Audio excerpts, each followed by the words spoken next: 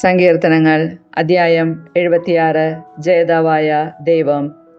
ദൈവം യൂദായിൽ പ്രസിദ്ധനാണ്. ഇസ്രായേലിൽ അവിടുത്തെ നാമം മഹനീയമാണ്. അവിടുത്തെ നിവാസം സാലേമിലും വാസസ്ഥലം സീയോനിലും സ്ഥാപിച്ചിരിക്കുന്നു. അവിടെ വച്ച് അവിടുന്ന് മിന്നൽ പോലെ പായുന്ന അസ്ത്രങ്ങളും പരിചയും വാളും എല്ലാ ആയുധങ്ങളും തകർത്ത് കളഞ്ഞു. അങ്ങ് മഹത്വപൂർണനാകുന്നു.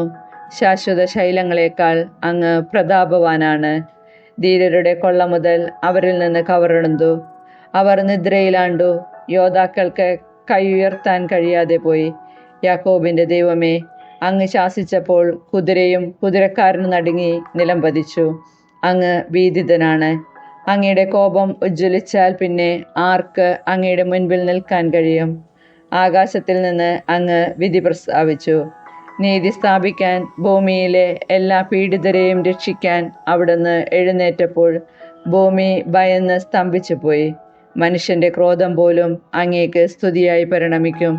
അതിൽ നിന്ന് രക്ഷപ്പെടുന്നവർ അങ്ങയുടെ ചുറ്റും ചേർന്ന് നിൽക്കും. നിങ്ങളുടെ ദൈവമായ കർത്താവിന് നേർച്ചകൾ നേരുകയും അവ നിറവേറ്റുകയും ചെയ്യുവിൻ. ചുറ്റുമുള്ളവർ ഭീതിതനായ അവിടത്തേക്ക് കാഴ്ചകൾ കൊണ്ടുവരട്ടെ. അവിടുന്ന് പ്രഭുക്കന്മാരുടെ പ്രാണനെ ഛേദിച്ചു കളയും. ഭൂമിയിലെ രാജാക്കന്മാർക്ക് അവിടുന്ന് ഭയകാരണമാണ്.